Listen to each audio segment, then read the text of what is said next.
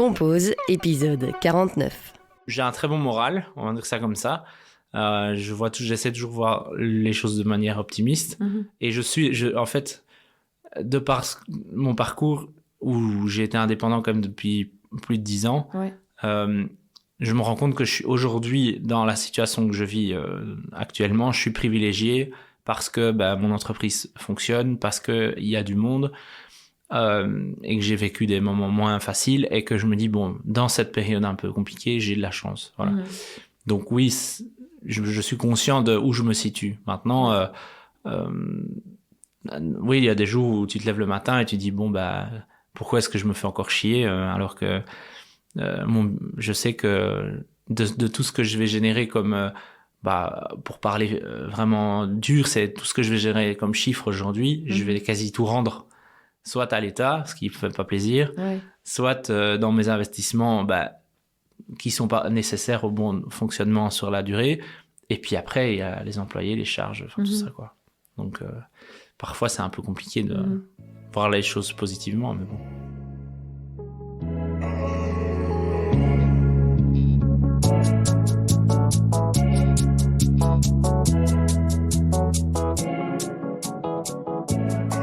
Cette semaine, j'ai le plaisir de recevoir Stéphane Jacobs, chef de Hors-Champ. Ensemble, on a parlé de son grand-père qui l'emmenait au restaurant quand il était petit, de son premier job dans une cuisine à 14 ans, de la méconnaissance du métier de chef, de sacrifices, d'opportunités, de ses expériences dans d'autres restaurants, d'entrepreneuriat, de sa première étoile qu'il a très mal vécue, du restaurant et du projet Hors-Champ, de fidélité envers les producteurs et productrices, de local, d'envie d'apprendre. Je vous souhaite une très belle écoute. Merci Stéphane d'être avec moi aujourd'hui sur Compose. Je suis ravi d'être là. Tu es donc le chef du restaurant Hors-Champ, le propriétaire aussi d'Hors-Champ. Je voudrais en fait que tu m'expliques les tout débuts de la cuisine. Comment est né ton intérêt pour la cuisine ? Alors ça s'est fait un peu naturellement parce qu'en famille, donc j'avais un grand-père qui adorait bien manger. Et pour nos anniversaires, donc pour les enfants, les petits-enfants, ils nous emmenaient respectivement pour l'âge de 6 et 12 ans au restaurant, mais c'était des bons restos, c'était pas le restaurant de tous les jours. Et en fait, ça nous a, en tout cas moi, ça m'a mis dans une prédisposition peut-être à apprécier ces moments de table particuliers avec un beau service, avec des beaux produits. Et ça m'a vraiment marqué parce que les deux fois où j'ai pu jusqu'à mes 12 ans, aller participer à ce moment-là, c'était incroyable. Puis à côté, il y avait ma mère qui cuisinait à la maison. C'était une maman qui cuisinait quand même pas mal. Ma grand-mère aussi, qui m'a fait manger des produits un peu déjà insolites, comme du foie de veau et tout ça. Elle faisait quand même des choses. Elle allait chez son tripier à Bruxelles, chercher les abats. Donc ça, c'est vraiment des souvenirs assez marquants. Et je pense que l'idée c'était vraiment de partager le moment de cuisine à la maison quand on recevait des amis à mes parents, et moi je donnais un petit coup de main à touiller dans les sauces, à faire les gâteaux, etc., quoi. Donc c'est vraiment démarré comme ça. Oui, qu'est-ce que tu préférais faire comme ça quand tu étais petit ? Alors petit, comme tous les enfants, on faisait beaucoup de pâtisserie. C'est que plus tard que je me suis lancé très jeune à aller chez mon cousin qui a un traiteur, et mes parents m'ont dit en cours de réorientation en rénové, c'était bon, qu'est-ce que tu veux, t'as envie d'autre chose? Je dis oui, j'aimerais bien faire la cuisine. C'était il y a plus de 20 ans, et à l'époque faire le métier de bouche, c'était pas le métier rêvé. Il y avait pas Top Chef, il y avait pas toute cette médiatisation, quoi. Et donc du coup les parents étaient un peu réticents, quoi. Ils avaient posé des questions à leurs amis en disant « Qu'est-ce que tu penses? Mon fils, il a 14 ans, il veut faire la cuisine. Est-ce que c'est bien, etc. » Parce qu'après, c'est vrai que ça ouvre beaucoup de portes, mais ça enferme aussi beaucoup, quoi. Et donc, ils m'ont dit « Si tu veux faire ce métier-là, pas de souci, mais tu vas d'abord aller un peu bosser chez ton cousin, quoi. » Mais j'avais 14 ans, quoi. Donc c'était avant d'être en 3e rénové, l'âge où on peut vraiment commencer très gentiment à suivre des cours spécialisés. Et donc voilà, j'ai fait 1 an d'extra comme ça chez mon cousin. Ça s'est bien passé, j'y allais quasi tous les week-ends, quoi. Et puis voilà. Et puis après, là, à ce moment-là, j'ai commencé à cuisiner vraiment de manière autonome à la maison, à reproduire ce que j'avais appris le week-end. Enfin voilà, c'était déjà à cet âge-là, je chipotais beaucoup, quoi. Donc là, tu avais plus un rôle un peu de commis de cuisine? Oui, et puis c'était basique, hein. C'était apprendre à laver une salade, apprendre à couper des oignons, à faire des soupes. Enfin, mais bon, quand j'ai commencé mes études, j'avais déjà un petit bagage qui ont été utiles, quoi. Je savais porter des assiettes pour aller en salle, enfin des choses comme ça. Et je pense que c'était déjà avoir vu une facette du métier avant de mettre les pieds dedans. Et je sais aussi qu'à l'époque, quand donc j'ai été pour la première fois cuisiner à Noël pour les traiteurs, puis à Nouvel An. Et entre les deux, le fameux grand-père qui nous emmenait au restaurant est décédé. Et donc du coup, il y a eu aussi cette revanche sur la vie de dire, en fait, j'ai perdu quelqu'un juste entre les deux. Le meilleur moyen de relever la tête, c'était de continuer malgré tout, à aller bosser, quoi. Oui. Et donc je pense que via ce fait d'aller retravailler directement après, ça m'a maintenu dedans et ça m'a motivé à ce moment-là, quoi. Et à ce moment-là, tu t'es vraiment dit que tu voulais en faire un métier? Ouais, je pense que j'étais assez décidé, ouais. Enfin, les gens qui me connaissent un peu, ils savent que je suis assez têtu et quand j'ai un projet en tête, si je le réussis pas, si je vais pas au bout, ça va me frustrer très longtemps, quoi. Donc là, j'avais en tête de le faire et je pense que il faut s'accrocher, mais voilà. Oui, parce que c'est pas un métier facile, quoi. Je pense qu'on le voit rapidement aussi. En fait, c'est pas un métier facile. C'est ce qu'on vous dit quand vous commencez. C'est ce qu'on vous dit en cours de formation. Et c'est aussi ce que vous constatez quand vous êtes dedans. Mais je pense qu'il y a peu de gens, à part les gens qui sont des collègues, qui peuvent vraiment lire les difficultés de notre métier. Et ça, c'est vraiment un problème dans la société d'aujourd'hui. C'est que on en parlera peut-être tantôt, mais on est face à des crises dans tous les sens, et la crise du personnel, la crise de l'emploi, la crise des valeurs humaines qui doivent être respectées, tout ça, c'est des choses qui sont condensées dans notre métier. Et comme l'image du métier est quand même faussée chez beaucoup de gens, y compris nos clients parfois, on se rend compte qu'on est en décalage permanent, quoi. Tant sur par exemple, quand on dit à des clients, vous savez, nous, on commence à 8h du matin ou 9h. Moi, parfois, c'est même plus tôt. Et c'est pour le service du soir. Je croyais que vous commenciez à 16h à cuisiner. Je dis, non, vous savez, c'est des heures de boulot, quoi. Comment ça se fait que les gens ont une image aussi erronée comme ça de ton métier? Je pense qu'avant, on a été dans cette ignorance longtemps. On a ignoré beaucoup de choses. On a ignoré, dans les années 70, 80, il y avait ces chefs stars qui étaient des monuments. Et on se préoccupait pas trop de ce qui se passait à l'intérieur des cuisines. À l'époque, les gens faisaient beaucoup ça par passion et donc acceptaient beaucoup de dérives du métier. Que ça soit, il y a eu des maltraitances, il y a eu la manière de parler aux gens qui était dure, etc. Et donc, à partir de ce moment-là, quand c'est dans les mœurs, pour en sortir, c'est toujours compliqué. Voilà. Et donc là, maintenant, les choses ont commencé à bouger. Dans un certain sens, c'est très bien, mais le problème, c'est qu'il n'y a pas le cadre autour. Et donc, on veut bouger les choses et les mentalités. Ça se fait automatiquement chez les jeunes et chez tout un tas de personnes. Le Covid a aidé aussi à faire bouger les choses. Mais nous, aujourd'hui, en tant que patron et entrepreneur, on n'a pas les outils pour continuer à faire notre métier décemment et continuer à gagner un minimum notre vie, quoi. C'est compliqué. Donc voilà, nous on s'adapte et on essaye de faire avec ce qu'on nous donne, mais c'est pas une chose facile aujourd'hui. Et être restaurateur aujourd'hui, c'est de plus en plus compliqué, mais comme dans beaucoup de secteurs. Ouais. Là, tu parles vraiment du côté producteur, mais aussi du côté justement, les gaz, électricité, tout ce que tu as besoin pour faire ton travail. Tu parles de quels éléments exactement? Il y a tout, c'est un tout en fait. Il faut prendre ça comme une grande enveloppe et puis si on décortique, il y a chaque élément. Il y a un élément qui bouge pas ou qui bouge peu, c'est le fait que les clients aujourd'hui, quand ils vont au restaurant, ils vont toujours vite trouver ça trop cher, même si c'est un bon resto. On va toujours remettre en question le prix facturé, comme quand on va acheter une voiture, comme quand on va acheter. Sauf que derrière, il y a vraiment un travail humain. Et l'humain, il faut le payer. Si vous allez dans un bel endroit, il faut entretenir, voilà. Et le fait de remettre en question sans cesse le prix d'un bon restaurant, même si je suis partisan pour faire de la restauration abordable. Hein. Donc, moi, je me tue à faire ça tous les jours, mais en fait, le problème, c'est qu'à côté, tout augmente tout le temps, et que nous, pour maintenir un prix abordable, on est obligé de... Enfin, moi, je suis obligé de travailler plus qu'avant. Mes collaborateurs, j'essaie de les maintenir dans un cadre où leurs heures sont humainement acceptables. Et puis après, il y a l'État qui fait pas son travail. Mais bon, ça, c'est... Je suis sûr que vous posez... Enfin, il y a des fois des interviews que je regarde comme ça pour tous les milieux, et on se rend compte qu'un ministre en charge d'un secteur, parfois sur des bêtes questions, il sait pas répondre. Et la restauration, c'est typiquement ça.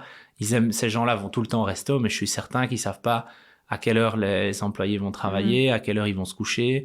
Ils se posent pas la question quand ils prennent un pouce café à 12:30, tiens, le gars il commence à quelle heure demain et combien ils gagnent par mois. Enfin, et ça, je trouve que c'est la base, quoi. Quand on est responsable d'un secteur d'activité, c'est la base. Et en parallèle, le monde de l'ORECA, même s'il y a une espèce d'uniformité, on va dire de cohésion entre les gens du secteur, aller dire à un coup, on descend tous dans la rue manifester pour l'ORECA, ça ne se fait jamais. Parce que aucun indépendant n'a le luxe de pouvoir fermer son restaurant une journée ou 2 journées pour aller manifester. Et donc, ou faire grève. Allez, vous demandez ou alors il faudrait que ça soit un mouvement général, quoi. Mais je pense qu'on est un peu mal lotis où on entend parler de métiers pénibles, l'ORECA n'est pas cité, alors que Dieu sait que c'est un métier compliqué, quoi. Donc voilà, c'est des petites choses où aujourd'hui, pour tous les jeunes qui commencent le métier, il faudrait leur expliquer comme ça, et même en l'expliquant, c'est toujours pareil, il faut vraiment être dedans, quoi, pour ressentir le mal-être qui est dans cette profession et qui, coûte parfois la durabilité de certains restaurants, quoi. Ouais. C'est pas... Voilà. Ça t'a parfois découragé ou dégoûté face à ta profession, en fait? Ça t'a donné envie parfois d'arrêter? J'ai un très bon moral, on va dire ça comme ça. J'essaie toujours de voir les choses de manière optimiste. Et en fait, de par mon parcours où j'ai été indépendant quand même depuis plus de 10 ans, je me rends compte que je suis aujourd'hui dans la situation que je vis actuellement, je suis privilégié parce que mon entreprise fonctionne, parce qu'il y a du monde et que j'ai vécu des moments moins faciles et que je me dis, dans cette période un peu compliquée, j'ai de la chance. Voilà. Donc oui, je suis conscient de où je me situe. Maintenant, oui, il y a des jours où tu te lèves le matin et tu dis, pourquoi est-ce que je me fais encore chier alors que je sais que de tout ce que je vais générer comme... pour parler vraiment dur, c'est tout ce que je vais générer comme chiffre aujourd'hui, je vais quasi tout rendre, soit à l'État, ce qui ne fait pas plaisir, soit dans mes investissements qui ne sont pas nécessaires au bon fonctionnement sur la durée. Et puis après, il y a les employés, les charges, tout ça, quoi. Donc, parfois, c'est un peu compliqué de voir les choses positivement, mais bon. Et pour revenir à ta formation, du coup, est-ce que, tu l'as dit, hein, on dit que c'est un métier difficile, mais est-ce que justement les profs, etc., vous donnent conscience que y a ce métier de cuisinier, mais il y a ce côté entrepreneur, indépendant, avec toutes les charges, justement, avec les employés Alors, on vit dans un monde bizarre, encore plus aujourd'hui, je trouve, parce que quand moi, je suis rentré à l'école hôtelière, en fait, indirectement, on te fait comprendre à l'époque que c'est un métier où tu vas devoir te priver de beaucoup de choses si tu veux le faire d'une certaine manière. Moi, j'étais un petit garçon qui faisait plein de trucs. Je faisais des mouvements de jeunesse, je faisais du tennis, je faisais de la musique, je faisais plein de bazar. J'ai tout arrêté parce que je savais que ça allait ça m'a bouffé du temps, quoi, énormément. En plus de ça, nos stages à l'époque, c'était 2 mois quasi non-stop en entreprise. Pendant 3 ans de suite, et c'était en plein pendant les grandes vacances. Donc, fini les vacances en famille. Donc, il y a déjà, en tout cas à l'époque, il y avait ce sentiment de sacrifice, quoi. Et il n'y avait pas non plus cette question de dire je vais chez le patron et je négocie pour avoir une semaine ci, une semaine là. Non, pas possible. Aujourd'hui, la même école, en fait, a dû à s'adapter au monde dans lequel on vit. C'est-à-dire qu'en fait, les jeunes qui viennent chez nous aujourd'hui en stage ont non plus 2 mois Donc, ça fait quand même 60, presque, allez, j'exagère, mais ça fait quand même une fameuse période. Mais ils ont seulement 50 services. Donc, c'est pour montrer la proportion des choses qui ont changé. Et encore, c'est peut-être même moins. Mais donc, en fait, quand moi, j'ai été choqué d'apprendre ça récemment, je dis, mais comment voulez-vous qu'un jeune aujourd'hui ait la même formation que j'ai eue en lui donnant ces codes-là, quoi. C'est pas possible. Et donc, on a des jeunes qui arrivent chez nous, ils téléphonent, ils disent, ouais, j'ai mon stage chez vous. Par contre, je pars en vacances là, j'ai ça. Est-ce que je peux pas découper mon stage en 4 puis tel jour, j'ai une activité scout, tel jour. Je dis, oui, mais enfin, le jour où tu vas devoir avoir un contrat de travail, c'est pas comme ça que ça va marcher. Ouais. Et donc, ouais, c'est difficile. Et puis même pour eux, on ne sait pas leur transmettre un métier si ils sont pas impliqués, quoi. Et c'est pas de leur faute, hein. De nouveau, on parle de l'encadrement, mais on monte beaucoup plus haut que bêtement l'école où ouais, c'est un système. C'est tout un système qu'il faut remettre en cause et c'est même, enfin, ça vient de l'éducation avec un grand E, sans blâmer ni les parents ni autres. C'est juste de se dire, ben oui, c'est vrai que maintenant, à vouloir tous se protéger les uns les autres et à plus vouloir assumer la dureté d'un problème ou prendre parfois des claques, bah on va dire, on va aller vers l'école, on va dire, bah oui, mais mon fils a raté, pourquoi Et puis vous voyez les heures qu'il a fait en stage, il a fait 9 heures au lieu de 8 heures, vous trouvez ça normal? Nous, c'est tout le temps comme ça. Et moi, les profs se plaignent, les profs de pratique disent, mais vous imaginez pas les problèmes qu'on a encore maintenant. Ils savent plus non plus faire leur métier de transmission. Et ça, tout ça, quand tu mets tout bout à bout, tu te rends quand même compte qu'on est dans un sacré merdier, quoi. T'arrives encore du coup à trouver justement des personnes pour travailler avec toi qui sont dans le même état d'esprit que toi, à tout lâcher pour cette passion et à ne pas justement avoir des activités complémentaires comme tu parlais, etc. Mais il y en a. Et aujourd'hui, grâce à plusieurs aménagements qu'on a fait nous dans notre entreprise, on offre du coup un peu plus de répit, un minimum de répit aux employés. C'est-à-dire que ils peuvent avoir 2 jours vraiment off où on les emmerde pas. Ils ont 3 jours sur la semaine où ils arrivent un peu plus tard. En tout cas, en salle, c'est clairement le cas, et en cuisine, ils sont un peu plus cool. Toutes ces choses-là, ça permet d'avoir un confort de vie qui est différent de celui que moi j'ai connu. Après, de là à dire qu'on trouve, on en a, mais c'est rare, quoi. C'est des perles rares, et quand on les a, on essaie de les garder.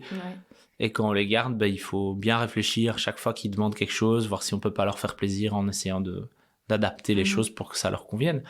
Mais ouais, c'est pas évident, quoi. C'est pas évident. Et la période Covid n'a pas rendu ça encore plus difficile parce que justement il y a eu la fermeture des restaurants, etc. Est-ce que ça n'a pas est-ce que justement certaines personnes qui se voyaient dans ce métier-là n'ont pas décidé d'abandonner à ce moment-là? Ouais, complètement. Après, tous les problèmes dont on vient de parler, c'est des problèmes de prise de conscience collective qui ont été clairement mis en avant pendant cette crise du Covid. Nous, on a maintenu une activité en petit groupe avec une partie des employés. C'est tout de même ces gens-là qui ont continué à travailler, et c'était du traiteur. Ils ont récupéré leur soirée, ils ont récupéré du temps de vie. Et donc, du coup, ils ont goûté à autre chose. Mais vous allez poser la question à des gens qui sont passionnés de ce métier et qui ont arrêté pour des raisons familiales ou autres.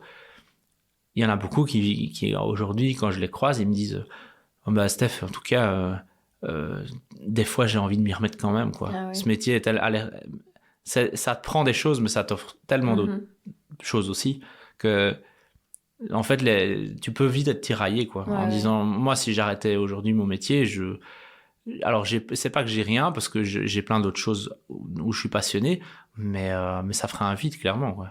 C'est vraiment un métier de passion. Dans mes journées, ça serait... Enfin, moi, je me lève le matin, première chose que je fais, c'est je prends mon café et puis je prends un couteau et puis voilà, quoi. Et puis c'est très vaste, quoi, comme univers, c'est très vaste. Donc, on n'a jamais fini, en fait, avec ce métier-là. Comment t'as vécu, toi, l'école hôtelière?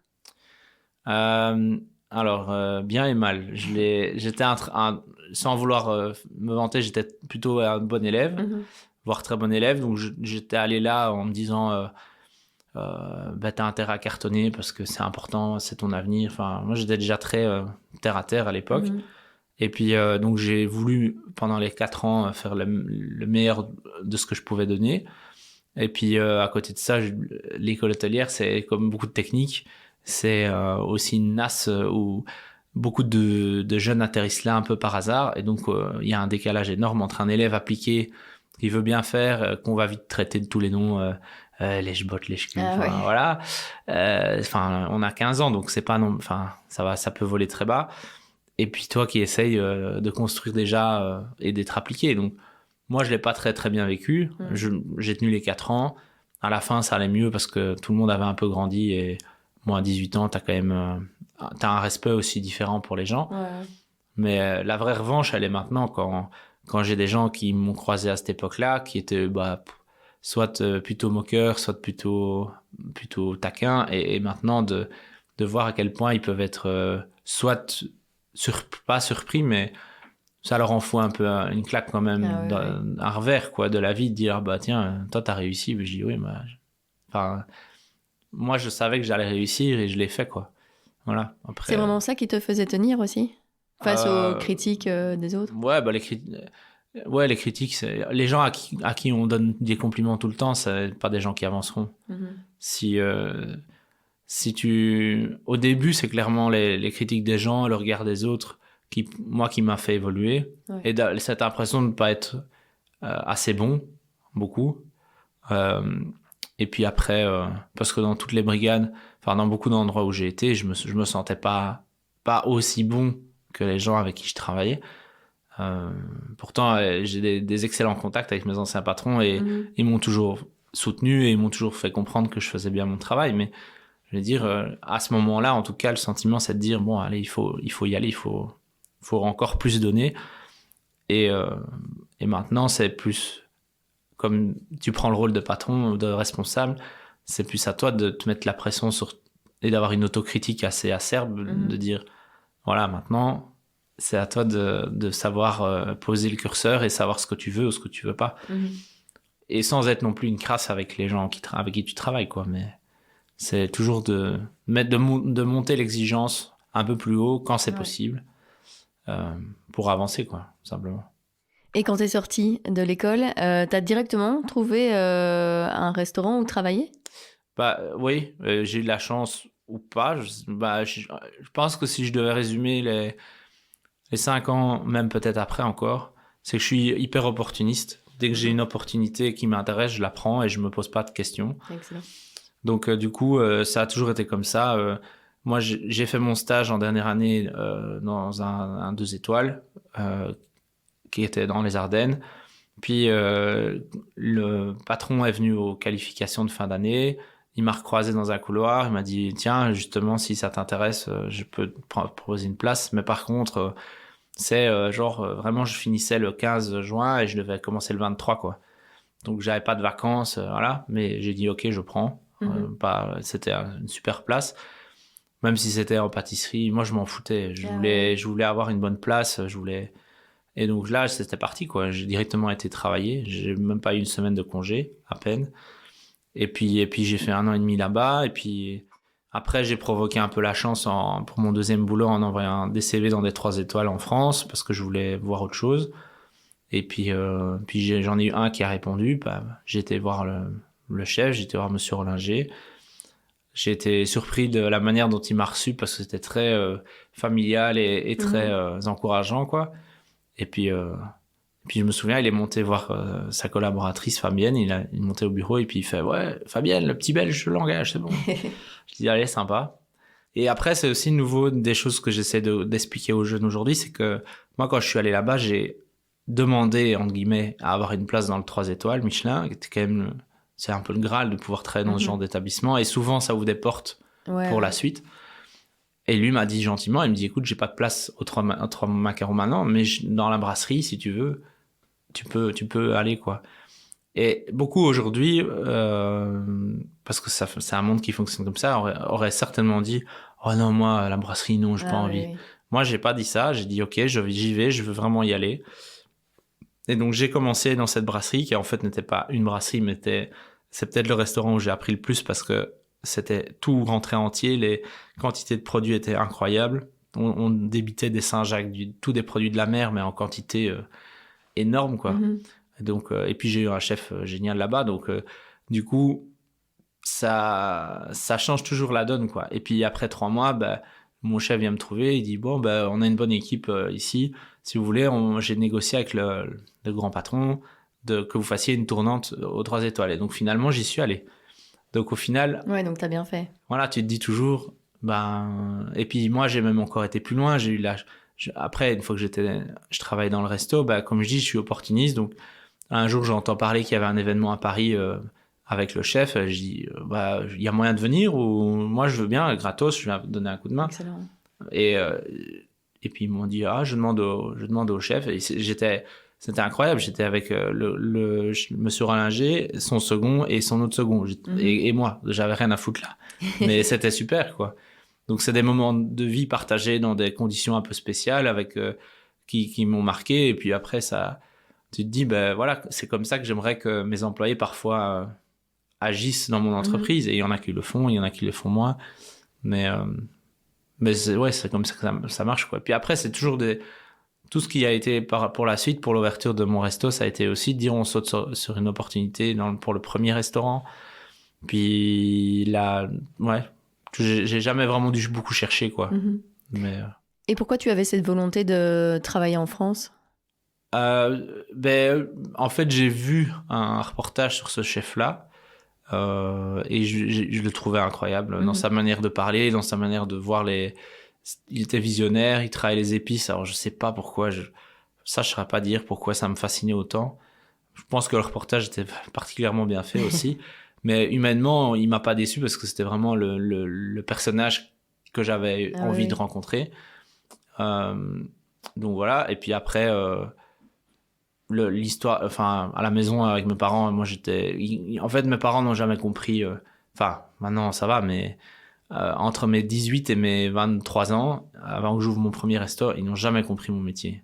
C'était, je rentrais et pour eux, c'était pas concevable de faire 70 heures dans une semaine, par exemple. Ah oui, oui. Et donc tu rentres, t'es lessivé, t'as plus de vie avec tes potes depuis des semaines et t'as une grosse soirée qui est prévue un dimanche, tu dis j'y vais, je fonce. Et puis je rentrais dans des états comme on peut se mettre quand on est jeune. Et ça, mes parents ont eu du mal à... Mais j'étais le premier, donc voilà, j'ai toujours dit, ton fils qui a 18 ans se met une torgnole, comme on dit, ça peut être vite mal perçu. Et enfin voilà, après, ça a été pas facile avec mes parents pendant 3-4 ans ou 4-5 ans. Ma grand-mère, pareil, je me souviens, un jour, on va manger chez elle, puis elle me dit, en tout cas, tu travailles beaucoup, hein. Et je dis, oui, c'est vrai, mamie, je travaille beaucoup. Et puis j'explique un peu, mais vite fait. Et puis elle me dit, mais tu dois bien gagner ta vie. Je fais, non, peut-être pas. parce que c'est ça aussi, c'est la réalité, c'est qu'on nous demandait de faire des horaires. Et puis après, ça reste un salaire d'ouvrier, quoi. Donc, mais j'apprenais. Donc c'est ça qui m'intéressait. Enfin, c'est comme ça qu'à l'époque, on pouvait voir la chose. Aujourd'hui, il faut plus réagir comme ça. C'est obsolète, ce mode de fonctionnement-là. Et ils se rendaient compte quand même que c'était eux aussi qui t'avaient transmis cette passion pour la cuisine ? Oui, mais je suis pas certain que... Enfin, il y a eu ce démarrage avec eux, mais je pense que la vraie passion, elle est venue petit à petit quand j'ai commencé à vraiment fréquenter des restaurants plus haut de gamme où je me suis dit, mais c'est incroyable. Enfin, l'idée de tout faire maison, moi, c'est un truc qui m'a toujours obsédé parce qu'il y a des choses quand on sort de l'école hôtelière, on se dit pas, mais ça, on peut faire soi-même. En fait, on peut tout faire soi-même. C'est juste une question de temps, une question de prendre le temps. Mais tout, au fur et à mesure des années qui passent, je me rends compte que je me lance dans des trucs de plus en plus farfelus parce que je me rends compte que tout est faisable. Il n'y a pas de limite, quoi. Donc, on peut faire fermenter tout ce qu'on veut, on peut faire saler, saumurer, sécher tout ce qu'on veut. Et c'est, du coup, on crée une dimension, on crée un univers qui devient de plus en plus abouti et de plus en plus personnel, quoi. Parce qu'aller acheter une bouteille de sauce soja ou une bouteille je sais pas d'un vinaigre au supermarché ou chez même un bon producteur, hein, c'est pas la même chose que de faire soi-même le produit. Voilà. Et donc au fur et à mesure du temps, j'essaie de trouver soit des produits qui n'existent pas. Et c'est pour ça que le projet ici est super intéressant, c'est qu'il n'y a pas de limite, quoi, pas de barrière. Et donc, tu es resté combien de temps en France avant de revenir en Belgique ? Une bonne année. Puis je suis rentré, puis j'ai fait mon dernier restaurant où j'ai bossé, c'est chez Matagne, à l'époque au Ciné Grill. Ça a été 2 ans riches parce que j'ai eu chaque fois un choc des cuisines. C'était 3 styles très différents. Ah oui. Donc je suis arrivé dans une cuisine très contemporaine, très moderne, très figée aussi, où en fait c'était très technique, plus technique. Alors qu'avant c'était plutôt une cuisine de produits. Là on avait des beaux produits aussi, mais il fallait toujours que ça soit carré, que ça soit machin. Ouais, ça m'a appris la rigueur d'une certaine manière, et là j'ai pris beaucoup de plus de responsabilités dans la cuisine, et ça c'était intéressant pour moi parce que après 2 ans j'avais vraiment un chouette poste. J'avais entre guillemets le poste que j'avais de nouveau, je m'étais donné d'avoir comme objectif, donc j'étais content. Mais c'était aussi une expérience chouette. Puis après, à côté de ça, dans ma vie personnelle, j'avais 21 ans, j'avais acheté un appartement, j'avais déjà fait des projets de vie qui sont précoces, quoi. Et je retapais tout chez moi, moi-même. Donc, ouais. C'est courageux en plus de ce boulot. Ouais, je faisais ça pendant mes week-ends et pendant mes vacances. Donc, ouais, voilà. C'était des 2 ans assez chargés, quoi. Ouais. Voilà. Et t'avais toujours dans l'optique d'ouvrir ton propre restaurant ? Oui, je pense que j'avais cette optique-là, mais pas si jeune. C'est parce que j'étais dans une cuisine avec un de mes meilleurs amis maintenant, Romain, qu'on était très potes, et qu'un jour, je sais plus comment on est arrivé à parler de ça, mais on dit, tiens, il y a une 3e personne qu'on connaissait, moi je connaissais pas, lui connaissait un peu, qui avait proposé à Romain un projet, quoi. Il dit, tiens, il y a un restaurant à remettre, ça vaut la peine. On croyait à l'époque que ça valait la peine. Et donc, du coup, on dit, lui, il voulait pas le faire sans Romain, parce que Romain l'avait rencontré dans un autre resto. Et Romain dit, moi, je veux pas le faire sans toi. Donc, du coup, on s'est mis à 3. Et puis voilà. Et puis, on a lancé de nouveau une opportunité. Hop, on la prend. Et puis on est parti sur ce projet-là. Très bonne école, parce que du coup, on se mange des murs et des retours un peu dans tous les sens. Première ouverture, première expérience d'être indépendant. Donc, moi, ça m'a convenu tout de suite, parce que je pense que j'avais la mentalité qu'il fallait pour. Romain, on s'est toujours dit, on l'aurait fait à un autre endroit, dans un autre cadre, et peut-être pas associé avec les mêmes gens. Peut-être ça aurait pris une autre tournure, et il aurait peut-être continué plus longtemps. Mais lui a voulu une vie de famille un peu plus, hyper centrée sur sa famille, et donc c'est un choix évidemment que moi j'ai respecté très fort. Et donc là, après 4 ans, nos chemins se sont croisés, quoi. Se sont séparés. Ils se sont séparés, oui. Ouais, mais on est restés hyper potes. Mais c'est sûr que les 4 ans là, c'est là quand je parlais tantôt de période de vie où aujourd'hui je me rends compte de la chance que j'ai, malgré les complications actuelles du métier. C'est que là on en a quand même chié, quoi. Où tu lances un resto où t'as des services où tu fais personne. C'est beaucoup de remise en question, c'est beaucoup de et puis même dans l'association même, ça crée des tensions, parce que oui, mais bon, on devrait faire ça. Ouais, mais j'ai pas envie de me faire chier. Regarde, ça marche quand même pas ici. Enfin, blablabla. Je passe les détails. Et moi, là, ça m'a peut-être tué pendant 4 ans à devoir tenir, mais par contre, après, ça te donne une force incroyable, quoi. T'as l'impression d'avoir appris beaucoup pendant ces 4 ans ? Ouais, blindé. À la dure, quoi. Parce que du coup, si ça avait été facile, si on avait gagné plein d'argent, que on aurait peut-être dû être moins pointilleux sur plein de détails pour pouvoir tenir. En fait, je pense que j'aurais pas eu l'attitude que j'ai aujourd'hui par rapport à tout un tas de trucs. Donc, comme quoi être dans des postures un peu compliquées, ça permet d'avoir un autre angle pour la suite. Et paradoxalement, on a eu la chance. Là, on a ouvert ce resto, on n'était pas connu. Puis après 1 an et demi, on a eu cette chance. Certains disent malchance. Moi, je dis c'est juste de nouveau à l'époque, c'était un peu imprévu. C'est d'avoir une étoile au Michelin. Donc, on dit, ok, ça nous tombe dessus, super. Moi, je l'ai très mal vécu. Les 6 premiers mois, c'était horrible. Et pourquoi tu l'as mal vécu ? Je la méritais pas. Mais je l'ai bouffé, ce truc-là. Pendant 6 mois, du coup, je me mettais encore plus à travailler pour me dire, allez.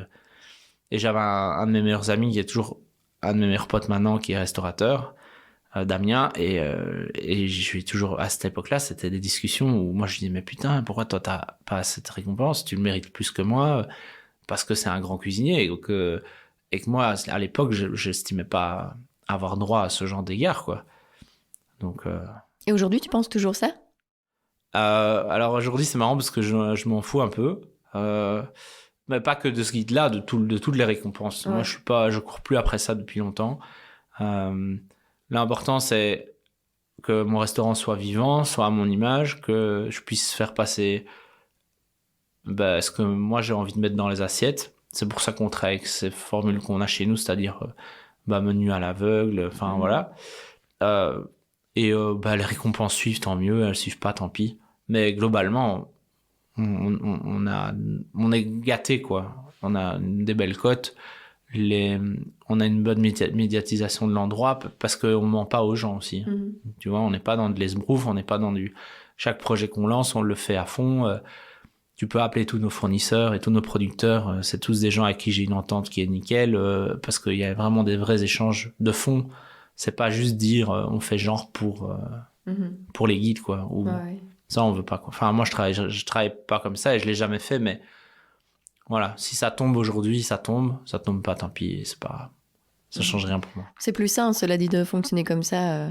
Ouais, complètement. Et ça a tué ou détruit beaucoup de chefs ou beaucoup de restaurants, parce que t'as plusieurs cas de figure. Soit c'est des restaurants qui cherchent absolument à avoir mais alors c'est très comique, parce que certains diront dans le métier que le guide Michelin, par exemple, l'étoile aujourd'hui a moins de valeur pour le public, mais garde une valeur d'ego dans le monde de la gastronomie.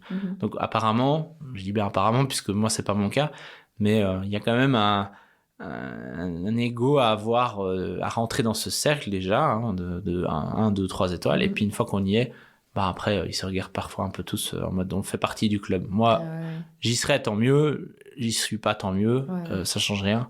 Et j'ai des chefs étoilés qui sont des connaissances avec qui ça se passe très bien, et s'ils regardent mon restaurant bizarre, tant pis pour eux, enfin je veux dire. Et puis voilà, je sais plus quand on parlait avant par rapport aux récompenses, mais voilà, moi je pense qu'il faut faire son taf, et puis après ça vient, c'est comme ça. Et du coup, là on est chez Orchamps, et c'est en 2016 en fait que tu as découvert cette ferme. Qu'est-ce qui t'a fait dire que tu voulais t'installer ici? Alors, je me souviens, donc j'étais dans une phase où je travaillais pas loin d'ici, donc c'est ma région, où j'ai grandi. Et puis je passe devant, je cherchais sur internet des lieux, j'en avais visité 1 ou 2, plutôt ça c'est rigolo parce que c'était plutôt dans un esprit de dire je veux un truc pas trop grand, avec quelques chambres, pour dire d'avoir un truc où je peux un peu gérer ça en petite équipe, mais cool. Et puis j'avais visité 1 ou 2 baraques, une maison qui était incroyable dans les champs, mais il y avait pas d'eau courante, c'était assez limité, quoi.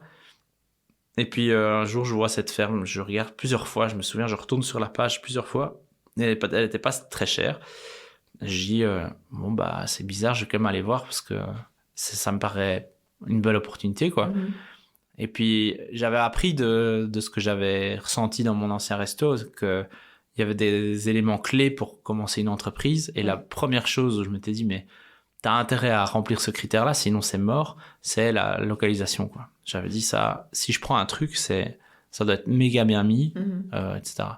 Et j'arrive en voiture, je vois le truc, je fais putain, c'est trop bien, c'est hyper bien mis, voilà, déjà ça partait bien. Puis je rentre dans la cour, c'était en plein mois d'avril, il faisait magnifique, les arbres commençaient à être en fleurs, c'était incroyable, l'endroit était super beau. Je dis en fait, je pense qu'il faut faire quelque chose ici, c'est pas possible de passer à côté. Et donc là, ça a été un fameux chemin, parce que moi j'ai cette fierté de me dire que j'ai beaucoup fait par moi-même, que j'ai pas j'ai pas hérité de centaines de milliers d'euros, j'ai pas voilà, chaque chose je les ai construites petit à petit. Après il y a toujours eu des petites aides, mais c'est très minime par rapport à la taille des projets pareils. Et donc du coup c'est beaucoup des économies et enfin voilà, et jamais s'arrêter de bosser quoi. Même moi, entre les activités je faisais des trucs. Et ici donc la première chose c'est construire un projet. Donc c'était voilà, dire là j'ai envie de faire un restaurant, dans cette partie-là c'est faire une salle d'événement, dans cette partie-là des chambres d'hôtes. Et bizarrement la composition qui est aujourd'hui celle de l'activité est quasi la même déjà que depuis le départ. Donc on n'a pas vraiment changé de plan. On a rajouté des trucs, on a modifié des trucs, mais globalement ça fonctionne quand même comme c'était prévu. Donc avec ce business model, j'ai été voir. Enfin, d'abord, le but c'était de trouver des investisseurs. Alors, il y a eu une histoire sur laquelle je vais pas m'étaler, mais où les premiers ça est tombé à l'eau. De nouveau, histoire de vie où on apprend beaucoup de choses. Et puis j'ai eu la chance de rencontrer un gars qui est toujours, qui est mon investisseur, mon co-investisseur actuel. Et où là c'est génial parce que c'est un monsieur d'une 70aine d'années. Qui a entrepris lui-même plus jeune et qui a dit moi je crois dans ce projet. Il était déjà venu manger chez moi plusieurs fois et puis quand je lui ai exposé les choses, il a senti que j'étais quelqu'un de sérieux et puis il a participé ce qu'il fallait pour que ça soit faisable quoi. Et c'est un choix de sa part qui est encore aujourd'hui je saurais pas déjà j'aurais envie de le faire avec personne d'autre qu'à l'époque, et puis même aujourd'hui on sait pas rendre ça, c'est impossible. Cette opportunité qui a permis de faire tout ça. Après moi mon boulot c'est de faire en sorte aujourd'hui que ça tourne, mais c'est ça. Voilà. Et ça a mis combien de temps pour faire les travaux pour que ça ressemble à ce que c'est aujourd'hui? Donc on est en 2016, 2017, 2018. C'est 2 ans et demi entre le moment de la première visite, la signature des compromis, les plans, et puis les travaux en eux-mêmes ont duré presque 1 an et demi. Mais à savoir que les travaux, les enveloppes budgétaires étaient quand même énormes. Et malgré ça, par exemple, si nous, on n'avait pas fait nous-mêmes des choses, la cour serait encore en l'état. Donc en fait, avec Antoine, qui est un de mes collaborateurs, voire le collaborateur, hormis ma femme, le plus proche dans l'affaire, on s'est mis presque 3 mois avant l'ouverture à faire tous les abords. Donc on a remaçonné les murs, on a défoncé tout le jardin pour faire la cour qui existe aujourd'hui, fait les terrasses, tout ça on a fait nous-mêmes. Donc de nouveau, les gens parfois rentrent ici et disent « putain, c'est quand même cool », mais ouais, mais on en a bavé quoi. Ouais, énormément. Et c'était pas des journées de 8 heures. Donc on commençait en général à 8 heures et on terminait à 21 heures tous les jours pendant 3 mois quoi. Donc voilà, il fallait les taper les jours. T'es fier de ce que vous avez réussi à faire? Ouais, je suis fier. Ma plus grande fierté, c'est quand je sors dans un samedi ou un dimanche, que je sors de chez moi, que je vois que j'ai des gens à la boulangerie le matin, puis que je vais commencer ma journée, puis que j'ai les mariés qui arrivent pour la salle, puis que j'ai mes clients qui arrivent le soir, et que je vais dormir, et que je dis c'était une journée où tout a fonctionné, où tout était en activité. Ça c'est chouette de se dire on y arrive quoi. Et ça fait 2 ans ça fait 4 ans qu'on est ouvert, mais ça fait 2 ans que tous les pôles fonctionnent d'une certaine manière. Et puis après c'est un grand jeu, c'est un terrain de jeu, donc il y a des événements qu'on fait à l'année qui sont particuliers quoi. Donc ça c'est vraiment gai de pouvoir faire ça chez nous quoi. Ouais, on va revenir sur les différents pôles, mais d'abord le restaurant. Il y a vraiment tout un attrait qui est très important pour... en tout cas, ça se ressent quand tu viens ici, c'est le local, quoi. Les producteurs locaux, mais aussi les artisans locaux, avec toute la vaisselle faite par Kim Verbeek, par les couteaux de la coutellerie de Jean Blou. C'était important pour toi, comme ça, de faire vivre vraiment tout ce qu'il y a autour de toi? Ouais. En fait...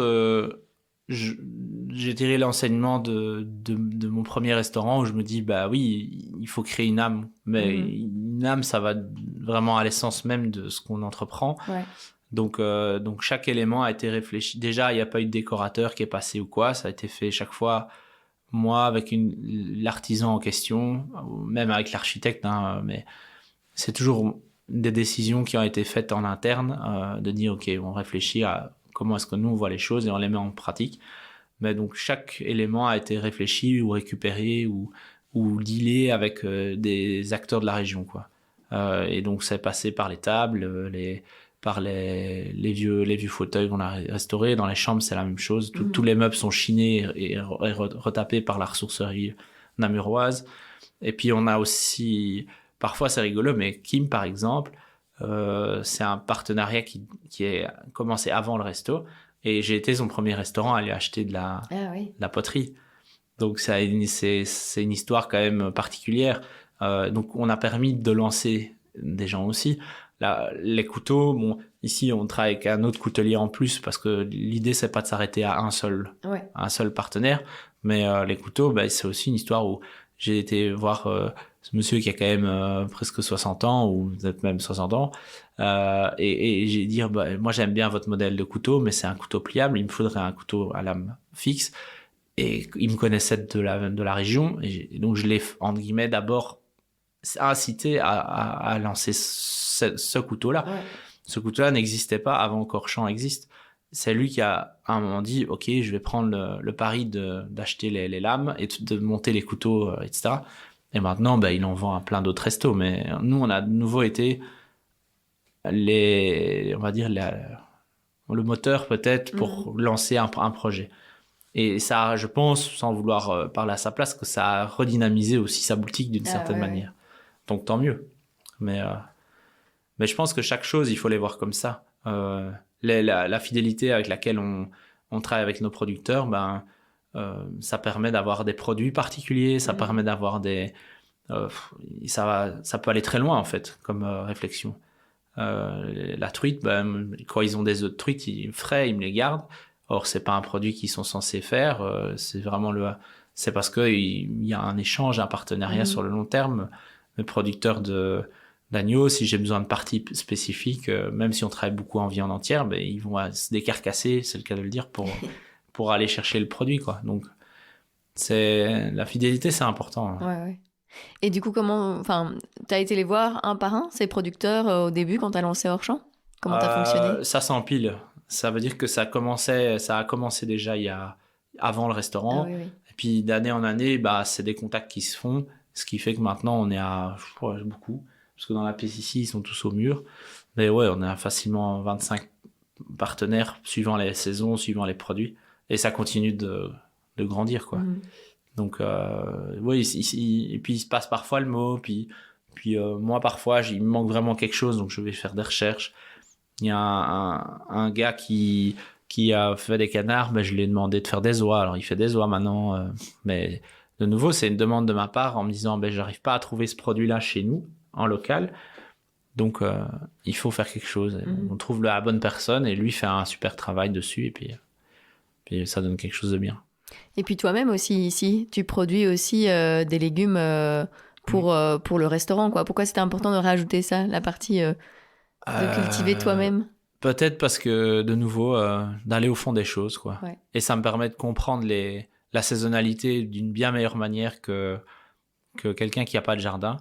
Ça veut dire que, oui, en fait, des aubergines au mois d'octobre, il y en a. C'est juste qu'il faut, à ce moment-là, il faut les mettre en conservation. Il faut aider les maraîchers à vider les serres.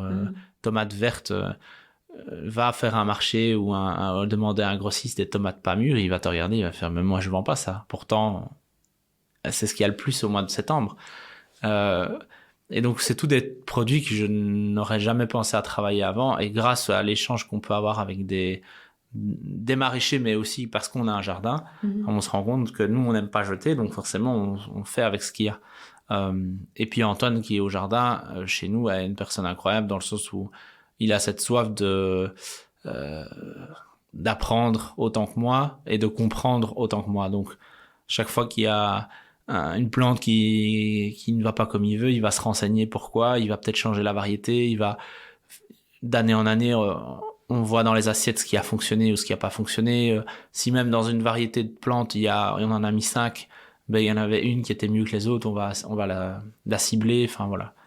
Donc on fait quand même un travail de fond qui fait qu'en 4 ans, ça a déjà bien évolué, mais on sait que ça n'a pas fini, quoi.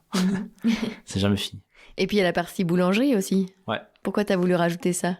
De nouveau, parce que chez Rollinger, il avait un endroit incroyable. C'était un fournil au feu de bois. Ouais. Et j'ai vu ça dans cette cour. J'ai dit, moi, je veux le même à la maison.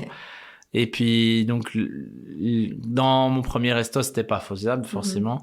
Mais à ce moment-là, j'avais une connaissance qui avait un four à bois chez lui. Je faisais déjà mon pain, pas du tout comme maintenant, mais je faisais déjà du pain. Et donc, du coup, je me souviens, on a rallumé son four chez lui en disant, bon, allez, on va le refaire fonctionner, voir si on arrive à sortir. C'était déjà pas mal. Mais donc, j'ai adoré ça. Enfin, tu peux pas... quand tu as touché à ça, tu sais pas faire autrement que d'en vouloir un, quoi. C'est impossible. Ouais. Parce que c'est tout un boulot. Enfin, ça implique tellement d'éléments qui sont liés à la nature, mais qui sont aussi liés à une atmosphère que c'est fun de faire du pain. Et du coup, quand j'ai repris ici, un des trucs où j'aurais jamais voulu passer à côté, c'est le four avant l'ouverture. Il fallait que le four soit prêt.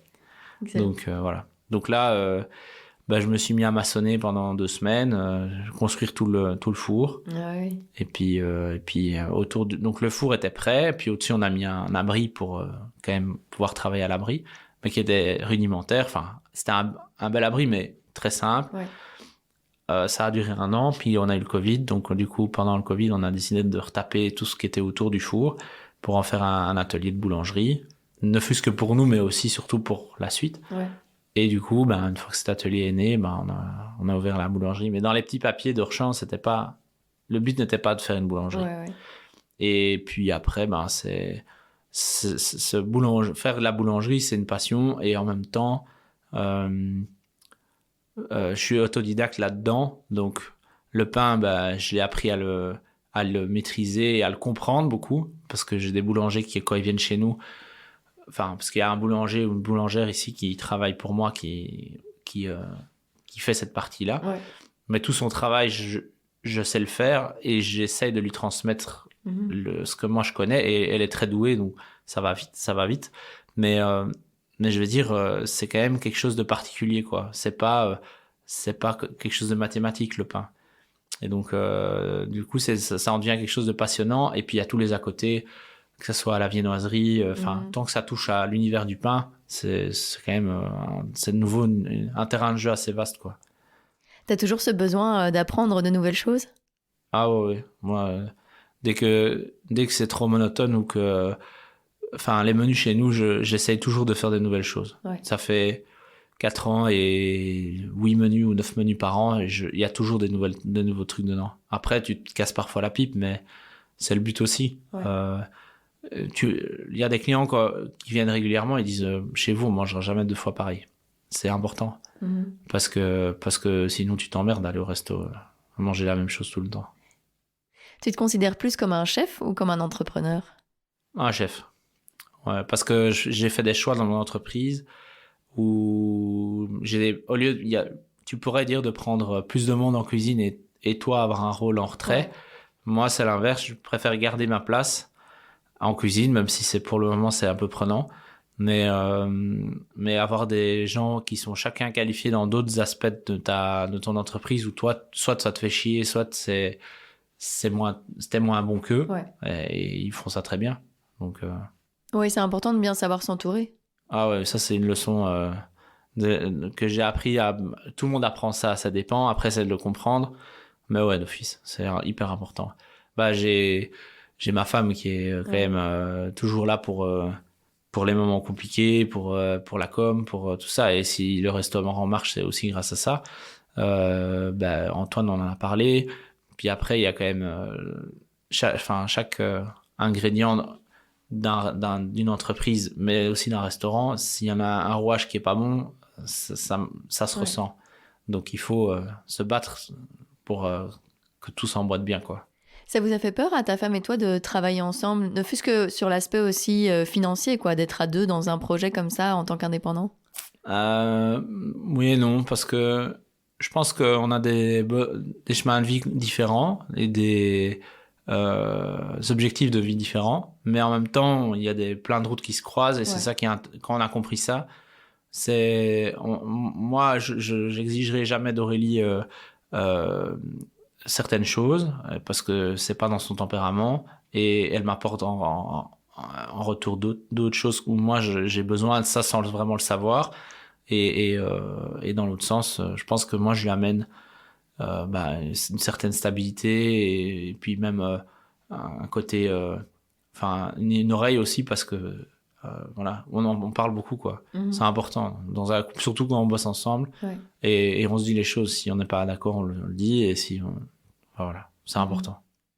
Et Orchamps, c'est aussi bien plus qu'un restaurant et tout ce dont on a déjà parlé. C'est aussi, vous organisez des événements comme un marché de Noël bientôt. Il y a aussi des dimanches avec le yoga, un atelier de broderie, etc. C'est important de se diversifier et de proposer comme ça quelque chose de complet, quoi, une expérience complète en fait aux personnes qui viennent. Ouais, c'est hyper important, et on parlait du local, et ça me remet au centre du débat l'importance d'avoir un lieu comme celui-ci dans un village. Ouais. Parce que tu peux avoir un restaurant, on parlait des étoiles, mais c'est pour un peu stigmatiser ou en faire un cliché, mais tu peux avoir un restaurant 2 étoiles dans ton village, le trouver très beau de loin, mais ne jamais y aller. Ouais. Et du coup, avoir un regard parfois un peu même, soit d'incompréhension, soit de déplacé par rapport à ce qui peut être fait là-bas. Dire que c'est que pour les riches, c'est rien. Or, le mec est peut-être très ouvert à la discussion, et peut-être même faire un travail de fond pour faire vivre le commerce local, mais tu le sais pas. Sauf qu'ici, on a la chance de toucher un public qui vient parfois de loin. On a beaucoup de néerlandophones, voilà. Ouais. De plus en plus, parce que forcément, le travail qu'on fait de fond est quand même intéressant. Ouais. Mais on veut, grâce à ce qu'on crée chez nous, on garde cette dimension de proximité. Et ça, c'est la base, parce que du coup, nous, ça nous humanise beaucoup plus par rapport au fait qu'on est des entrepreneurs et on fait un business avec des guillemets, mais on fait travailler un tas d'étudiants du village. On a, du coup, on crée des liens. On a la boulangerie qui est finalement un espèce de pôle pour ceux qui veulent venir chercher leurs produits chez nous.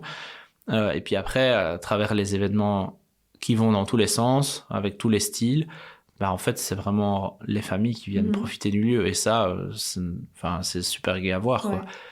Quand on fait les pizzas, il y a 400 pizzas vendues sur la journée, t'as des centaines de personnes qui viennent et qui se posent. Quand il fait beau, c'est incroyable. Tout le monde est mis comme s'ils étaient en pique-nique dans le jardin. Et puis c'est un moment de partage et de fête, quoi. Ouais. On a fait le marché de Noël, c'est pareil. C'est dans la région, on essaie nous de mettre en avant des créateurs qui sont intéressants, éthiquement, qui sont dans nos valeurs. Et tout ça fait que le marché de Noël a une dimension plus juste par rapport au côté juste commercial de la chose. Et puis la récréation, c'est le week-end médiéval aussi, qu'on a déjà fait 2 ans de suite. Et cette année, ça a été super aussi. Parce que là, ça nous demande énormément. C'est des gros préparatifs. On en a tiré on a été rentable cette année-ci, mais c'est immerger les gens dans une atmosphère qu'ils peuvent pas trouver ailleurs, quoi. Donc ouais, c'est hyper important. Et t'es content de pouvoir proposer tout ça dans ta région d'origine ? Ouais, à fond. Ouais, même les projets futurs, c'est de remettre un café de village, bistrot, brasserie, vraiment avec une cuisine un troquet, quoi. Ouais. Mais hyper qualitatif, mais excellent. Pour de nouveau recréer une atmosphère de village, quoi. Donc ça, là où dans beaucoup de villages, il y a plus rien qui se passe, plus de boulangerie, plus de boucherie, plus de petits magasins et tout ça. Si on peut être d'une certaine manière un des acteurs qui redynamise le village d'Ernage, qui est déjà, je tiens quand même à le dire, un des villages peut-être les plus dynamiques de la région, mais donc voilà, c'est important, quoi. T'as d'autres projets comme ça pour le futur ? En privé, oui, avoir peut-être des enfants et tout ça, ça je pense que oui. Professionnel, c'est maintenir le cap, déjà. On en a parlé, terminer ce projet-ci déjà, ce qui n'est pas encore fini.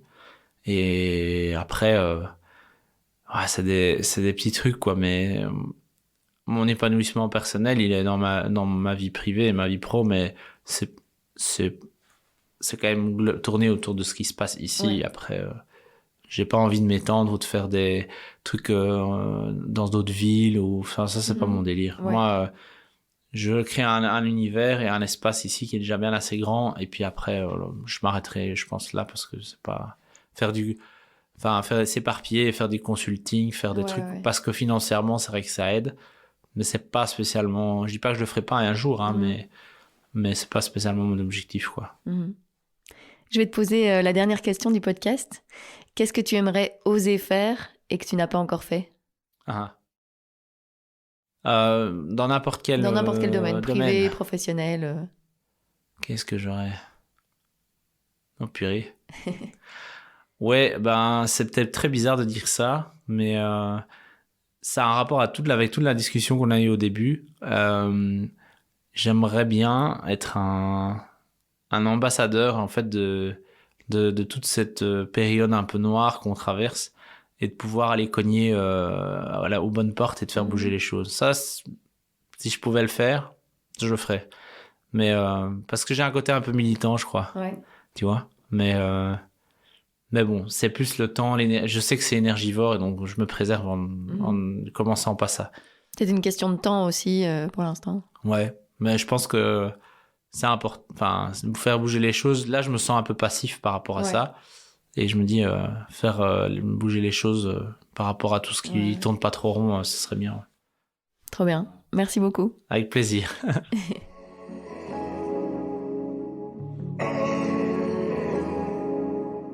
Merci Stéphane d'avoir accepté mon invitation. Vous trouverez tous les liens pour le suivre dans les notes de cet épisode.